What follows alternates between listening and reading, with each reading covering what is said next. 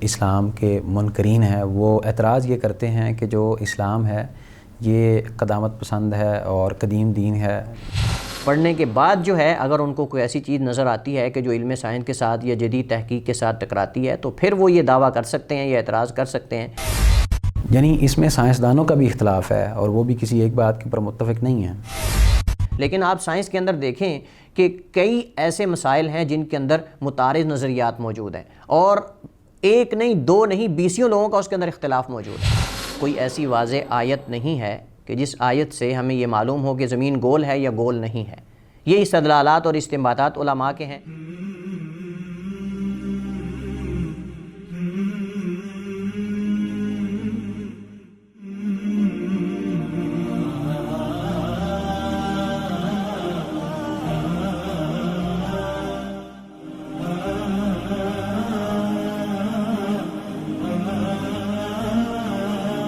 بسم اللہ الرحمن الرحیم۔ السلام علیکم ورحمۃ اللہ وبرکاتہ۔ ناظرین اکرام، آج ہم جس موضوع کے ساتھ آپ کے سامنے حاضر ہوئے ہیں اس کا تعلق ہے دین اسلام اور سائنس۔ اسلام کے حوالے سے جو ملحدین یا عقل پرست لوگ، سائنسدان بعض جو غیر مسلم ہیں، وہ اعتراض یہ کرتے ہیں کہ اسلام جو ہے وہ قدامت پسند ہے اور قدیم نظریات رکھنے والا دین ہے، اعتقاد رکھنے والا دین ہے، اور یہ جدت کو پسند نہیں کرتا، ترقی کو پسند نہیں کرتا، اور یہ عقل کے متضاد ہے، عقل کے خلاف ہے، عقل سے ٹکرانے والا ہے۔ اس حوالے سے جو ان کے شکوک و شبہات ہیں اور جو ان کے اشکالات ہیں وہ کیا ہیں، اس کے اوپر ہم آج شیخ صاحب سے شرعی رہنمائی لیں گے اور عقلی دلائل ان سے جاننے کی کوشش کریں گے کہ کیا آیا ان کے یہ جو اعتراض ہیں اسلام کے حوالے سے کیا وہ کوئی اہمیت رکھتے ہیں یا بے بنیاد ہیں۔ حسب روایت آج بھی ہمارے ساتھ موجود ہیں فضیلت الشیخ جناب فواد بھٹوی حافظہ اللہ تعالی، جو کہ مدینہ یونیورسٹی کے فاضل ہیں اور ماشاءاللہ وہ ہمارے لیے قیمتی وقت نکالتے ہیں۔ شیخ صاحب کیسے مزاج ہیں آپ کے؟ الحمدللہ، اللہ کا شکر۔ آپ کیسے ہیں؟ شیخ صاحب، جو ملحدین ہیں اور عقل پرست سائنسدان ہیں یا بعض ایسے اسلام کے منکرین ہیں وہ اعتراض یہ کرتے ہیں کہ جو اسلام ہے یہ قدامت پسند ہے اور قدیم دین ہے، جبکہ اس کے جو اعتقادات ہیں، نظریات ہیں، وہ عقل کے مخالف ہیں، اور اسلام جو ہے وہ باقاعدہ علم سائنس اور اس طرح کے جو نظریات ہیں جدت والے، ان کی مخالفت کرنے والا دین ہے۔ اس کی کیا حقیقت ہے؟ الحمدللہ رب العالمین والصلاة والسلام علی اشرف الانبیاء والمرسلین نبینا و حبیبنا و قدوتنا محمد وعلی آلہ و اصحابہ اجمعین، اما بعد۔ یہ جو اعتراض کیا جاتا ہے اسلام کے حوالے سے، دین خصوصاً قرآن اور عموماً دین کے حوالے سے، کہ دین اسلام کے اندر اور قرآن کے اندر جو اعتقادات ہیں، نظریات ہیں، یہ ان میں سے بہت سارے ایسے ہیں جو علم سائنس کے ساتھ ٹکراتے ہیں، اور اس سے یہ معلوم ہوتا ہے کہ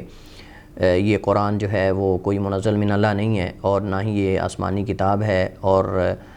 جب قرآن حق نہیں ہے تو پھر اللہ کا وجود بھی نہیں ہے۔ اس طرح کے مختلف قسم کے اعتراضات کیے جاتے ہیں۔ تو صحیح بات تو یہ ہے کہ یہ اعتراض کرنے والے کئی قسم کی غلطیوں میں واقع ہوئے ہیں، اور ان غلطیوں کو جاننے سے ان کا شبہ جو ہے اس کا ازالہ ہو سکتا ہے۔ سب سے پہلی بات تو یہ ہے کہ انہوں نے ایک مثال کو مختلف ادیان پہ اپلائی کرنے کی کوشش کی ہے، اور اگر ہم ان کے اس اعتراض کے پس منظر کی طرف جائیں تو ہمیں معلوم ہوگا کہ ان کی وجہ اعتراض کیا ہے۔ اصل میں جیسا کہ ہم الحاد کی تاریخ میں یہ ذکر کر چکے ہیں کہ اس کا آغاز الحاد کا کیسے ہوا، اور اس کا جو اس کی نشر و اشاعت ہے اور بنیادی اس کے اسباب کیا تھے،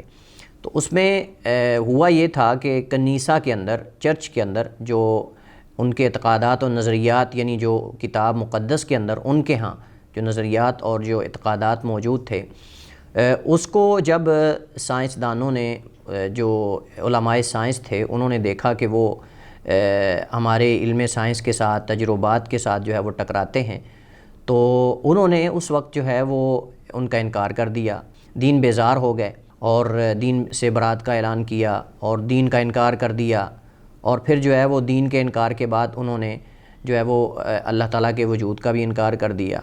وجہ کیا تھی؟ وجہ یہ تھی کہ عیسائی مذہب کے اندر، ان کی کتاب مقدس کے اندر کچھ ایسے نظریات اور کچھ ایسے اعتقادات اور ایسے علوم ہیں یا ایسی چیزوں کا ذکر ہے جو فلکیات سے متعلق، کون کے بارے میں، کائنات کے بارے میں، جو کہ ان کی ریسرچ کے ساتھ ٹکراتے تھے، لہٰذا انہوں نے اس کا انکار کر دیا۔ تو اگر عیسائیت کے اندر یا ان کی کتاب مقدس کے اندر کچھ چیزیں ایسی ہیں کہ جو جدید سائنس کے ساتھ ٹکراتی ہیں، یا فلکیات کے حوالے سے، کائنات کے حوالے سے، سیاروں کے حوالے سے، یا سورج کے حوالے سے، تو یہ اس بات کی دلیل نہیں ہے کہ اس کو لے کر جو ہے وہ اسلام کو بھی اس کے برابر قرار دے دیا جائے اور اسلام کا بھی اسی طرح انکار کر دیا جائے جیسے عیسائیت کا انکار کر دیا گیا ہے۔ تو آپ جانتے ہیں کہ عیسائیت کے اندر بہت ساری چیزیں ان کی کتاب کے اندر وہ تحریف شدہ ہیں، لوگوں کی طرف سے اضافے ہیں، کمی بیشی اس کے اندر کی گئی ہے، اور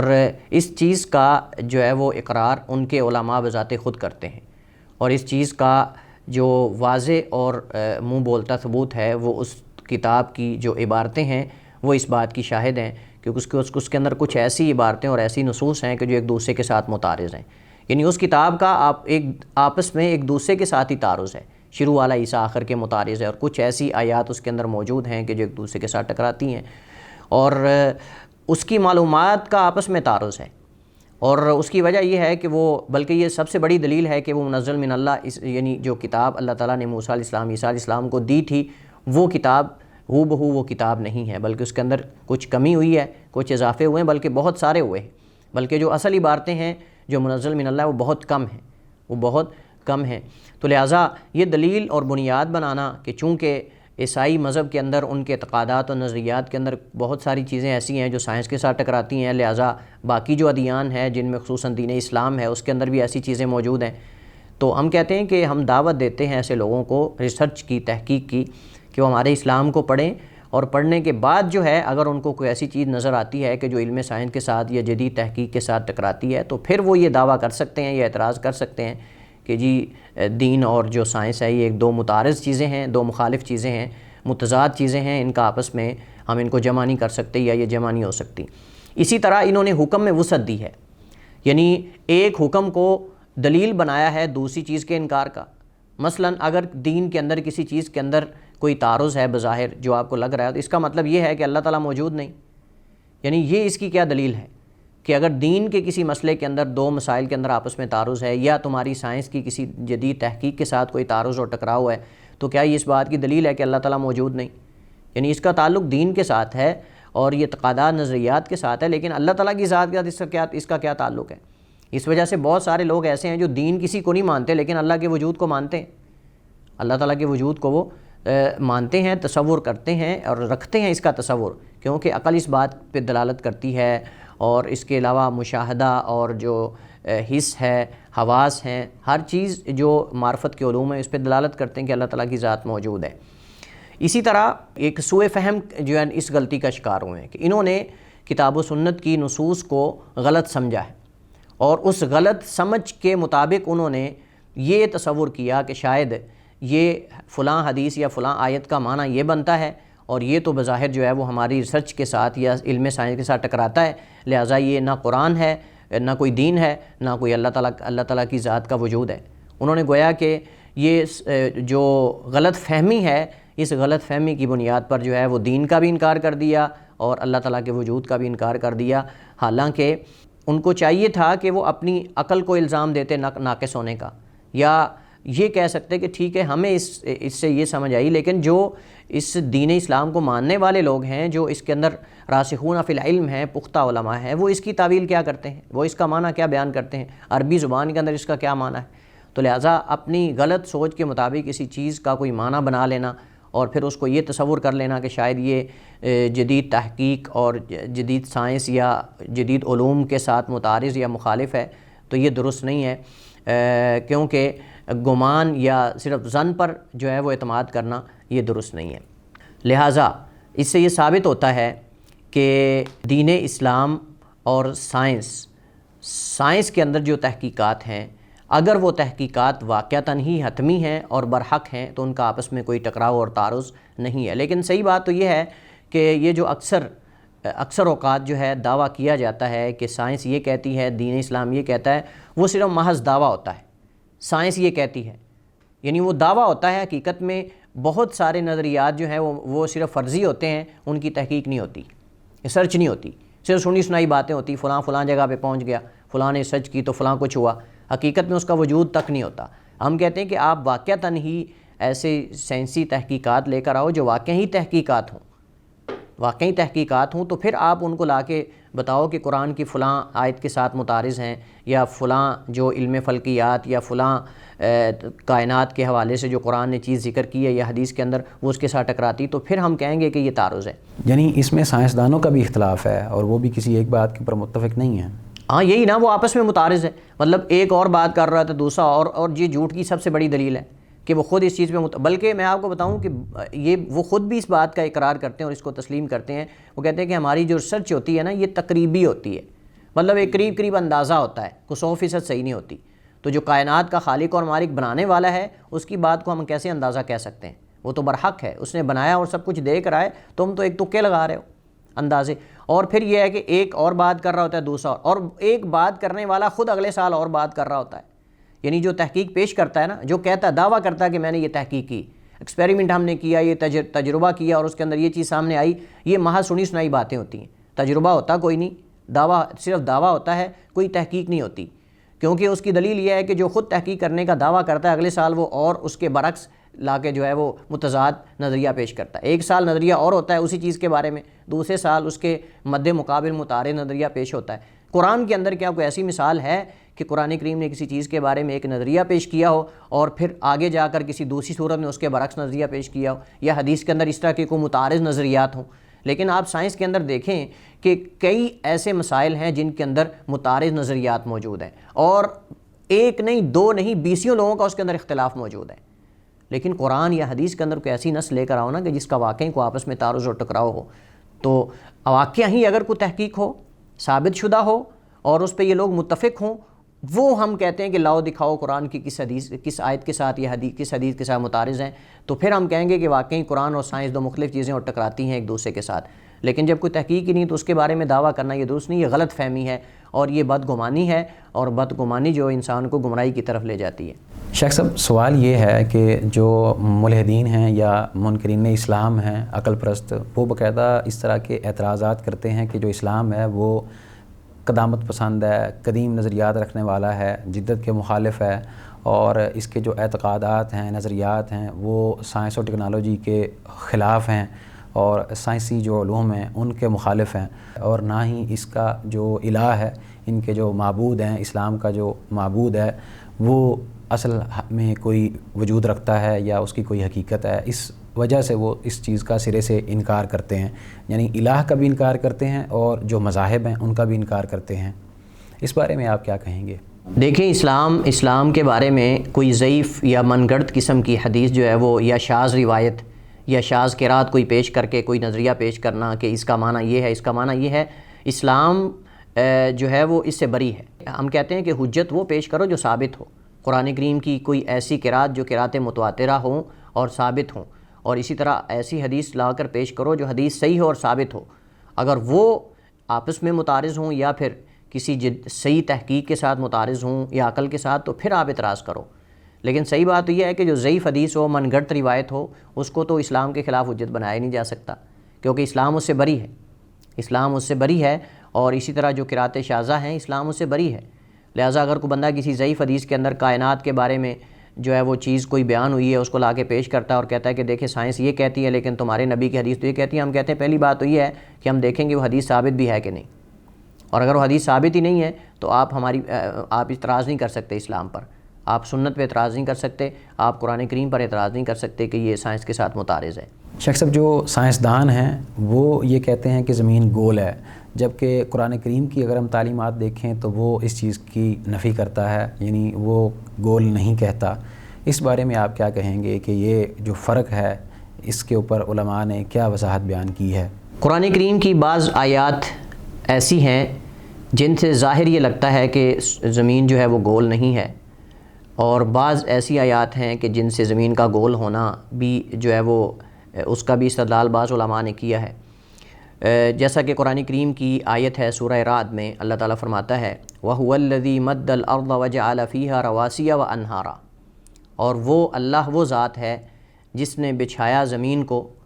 وَجَعَلَ فِيهَا رَوَاسِيَ وَأَنْهَارًا، اور اس میں میخیں گاڑ دیں اور نہریں چلا دیں۔ مراد پہاڑ ہیں اور نہروں کو چلا دیا۔ اب یہاں زمین کو بچھانا، وہ کہتے ہیں کہ بچھانے سے مراد یہ ہے کہ زمین گول نہیں ہے۔ اسی طرح ایک دوسرے مقام پہ اللہ تعالیٰ فرماتا ہے سورہ ذاریات کے اندر، وَالْأَرْضَ فَرَشْنَاهَا فَنِعْمَ الْمَاهِدُونَ، اور زمین ہم نے اسے فرش بنایا، یعنی بچھونا، اور ہم بہت اچھے ہیں یا کتنے ہی اچھے ہیں بچھانے والے۔ اس آیت سے بھی بعض علماء استدلال کرتے ہیں کہ زمین جو ہے وہ گول نہیں ہے، بلکہ زمین جو ہے وہ ہموار ہے اور اس کے برعکس ہے۔ اور بعض علماء اس کے برعکس بعض قرآن کریم کی آیات سے استدلال کرتے ہیں، جیسا کہ قرآن کریم میں سورہ زمر کے اندر آیت نمبر 5 میں ہے، یُکَوِّرُ اللَّیلَ عَلَى النَّہَارِ وَیُکَوِّرُ النَّہَارَ عَلَى اللَّیلِ۔ اس آیت سے استدلال کرتے ہوئے کہتے ہیں کہ یہ اس بات کی دلیل ہے کہ زمین جو ہے وہ گول ہے۔ تو صحیح بات یہ ہے کہ قرآن کریم کے اندر کوئی بھی ایسی واضح نص اور دلیل نہیں ہے کہ جس کو لے کر ہم یہ کہیں کہ زمین گول ہے یا گول نہیں ہے، زمین گول ہے یا گول نہیں ہے۔ یہ علماء کے استنباطات اور استدلالات ہیں۔ لہٰذا اسلام پر یہ اعتراض کرنا کہ اسلام تو کہتا ہے کہ زمین گول نہیں ہے جبکہ سائنس کہتی ہے کہ زمین گول ہے، یہ اعتراض بنتا ہی نہیں، کیونکہ اسلام کے اندر، قرآن کریم کے اندر یا احادیث کے اندر کوئی بھی ایسی واضح نص نہیں ہے، کوئی واضح دلیل نہیں ہے کہ جس کو لے کر ہم یہ کہیں کہ زمین گول ہے یا گول نہیں ہے۔ لہٰذا جب اسلام اس بارے میں خاموش ہے، کوئی واضح ہمیں رہنمائی نہیں دیتا، تو اس طرح اعتراض بھی نہیں کیا جا سکتا۔ یہ علماء کے استدلالات اور استنباطات ہیں۔ تو اگر ہم ان آیات کو لیں کہ جن آیات کے اندر جو ہے وہ زمین کا بچھانا ہے، تو زمین کا بچھانا مراد اس سے یہی ہے کہ ہم نے جو ہے وہ زمین کو رہنے کے لیے ہموار کیا ہے، لیکن ضروری نہیں کہ گول چیز جو ہے وہ رہنے کے لیے ہموار بھی نہ ہو،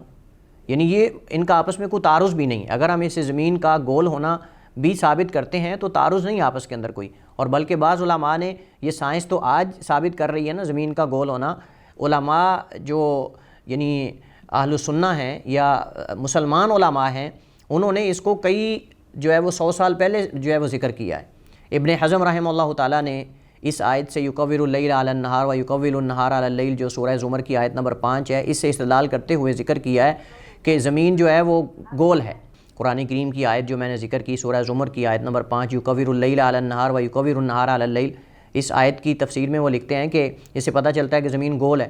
اور اسی طرح جو ہے وہ امام ابن الجوزی نے ابن عقیل جو کہ حنبلی ہیں ان سے نقل کیا ہے، امام رازی نے بھی زمین کے گول ہونے کا نقل کیا ہے، اور بہت سارے علماء نے اس کو ذکر کیا، بلکہ ابن حزم نے جو ہے وہ اس مسئلے پہ اجماع نقل کیا ہے۔ تو صحیح بات یہ ہے، جیسے میں نے پہلے ذکر کیا ہے، کہ قرآن کریم کے اندر کوئی ایسی واضح آیت نہیں ہے کہ جس آیت سے ہمیں یہ معلوم ہو کہ زمین گول ہے یا گول نہیں ہے۔ یہ استدلالات اور استنباطات علماء کے ہیں۔ لہٰذا ہم کہیں گے اگر کوئی صحیح اور واضح اور اتھینٹک ریسرچ سامنے آ جاتی ہے جس سے معلوم ہو کہ زمین گول ہے، تب بھی اسلام کے ساتھ کوئی ٹکراؤ نہیں، اور اگر کوئی ایسی ریسرچ آ جاتی ہے کہ زمین جو ہے وہ انڈے کی شکل میں ہے، ایگ کی شکل میں ہے یا کسی اور صورت میں ہے، تب بھی وہ اس قرآن کریم کی آیات کے ساتھ متعارض نہیں ہے، کیونکہ قرآن اس کی کوئی واضح کیفیت بیان کرنے میں خاموش ہے۔ قرآن کریم کے اندر زمین کے ہموار ہونے کا، زمین کے جو ہے وہ رہنے کے لیے موزوں ہونے کا، مناسب ہونے کا، اور یہ ساری چیزیں تو ذکر ہے، لیکن اس کے اندر واضح طور پہ یہ کہہ دینا کہ زمین گول ہے یا نہیں، یہ استدلالات ہیں، یہ استنباطات ہیں واضح اس کے بارے میں۔ قرآن خاموش ہے، جب قرآن خاموش ہے تو اس پہ اعتراض بھی آپ نہیں کر سکتے کہ قرآن تو یہ کہتا ہے جبکہ جدید تحقیق جو ہے وہ یہ کہتی ہے۔ ابھی حالیہ جو ان کی تحقیق آئی ہے سائنسدانوں کی، وہ یہ آئی ہے کہ جو زمین ہے یہ انڈے کی شکل کی ہے، بیضوی شکل کی ہے، گول نہیں ہے۔ تو تبدیلی تو سائنسدانوں کے نظریات کے اندر بھی آ چکی ہے۔ ہاں، تو یہی میں کہہ رہا ہوں نا کہ اگر واضح کوئی صحیح ریسرچ اور تحقیق آتی ہے اور اس میں اگر اس طرح معلوم ہو جاتا ہے تو پھر بھی قرآن کے ساتھ تو تعارض نہیں ہے۔ دوسری بات یہ ہے کہ یہ اعتراض بنتا نہیں، اس کی وجہ یہ کہ اگر چند ایک چیزوں کا بظاہر علم سائنس کے ساتھ متعارض ہونا، اگر یہ اس بات کی دلیل ہے کہ کوئی دین نہیں، کوئی اللہ تعالیٰ کا وجود نہیں، تو وہ بہت ساری چیزیں جن میں قرآن اور سنت سائنس کی موافقت کرتی ہے، وہ اس بات کی دلیل بھی تو بنتی ہیں کہ اللہ ہے اور دین ہے، تو یہ یہاں اس طرف نظر کیوں نہیں جاتی؟ تو ہم یہ کہتے ہیں کہ اگر ایک دو مثالیں تم لا کر یہ اسلام پہ اعتراض کرتے ہو کہ اسلام کے اندر یہ مسئلے جو ہیں فلکیات کے بارے میں یا کائنات کے بارے میں یہ علم سائنس کی جو تحقیق اس کے ساتھ ٹکراتے ہیں تو ہم کہتے ہیں کہ بہت سارے ایسے بھی تو ہیں جو موافقت بھی تو کرتے ہیں، تو وہ بہت زیادہ ہیں جو ٹکراتے ہیں بظاہر ان کے نزدیک، حالانکہ وہ ٹکراؤ نہیں ہے جیسے ہم نے ذکر کیا، وہ بہت کم ہیں، گنے چنے ہیں، لیکن جو تائید کرتے ہیں سائنس کی ہماری کتاب و سنت کے اندر جو مسائل ہیں وہ ہزاروں میں ہیں۔ تو کیا وہ اس بات کی دلیل نہیں ہے کہ اللہ موجود ہے اور دین برحق ہے اور دین کی حقانیت، تو یقیناً جو ہے وہ اس پہ تائید کرتے ہیں، تو پھر یہ بھی ماننا چاہیے، پھر اسلام کی حقانیت کو ماننا چاہیے، اللہ تعالیٰ کے وجود کو ماننا چاہیے۔ بہت شکریہ شیخ، اللہ تعالیٰ آپ کے علم میں مزید برکت نازل فرمائے۔ انشاءاللہ ہم آپ سے مزید رہنمائی لیتے رہیں گے اور آپ ہمارے لیے اپنا وقت نکالتے رہا کیجیے۔ آمین، حیاک اللہ۔ ناظرین، یہ تھا ہمارا آج کا پروگرام جس کے اندر شیخ صاحب نے سائنس کے حوالے سے جو اعتراض کیے جاتے ہیں اسلام کے اوپر ان کو بیان کیا۔ اس حوالے سے ہم کوشش کریں گے کہ مزید جو آپ کے سوالات ہوں وہ بھی آپ کے سامنے رکھیں، یا شیخ صاحب جو مناسب سمجھیں گے وہ ہماری رہنمائی کریں گے۔ تب تک کے لیے آپ ہمیں دیجیے اجازت، اللہ حافظ۔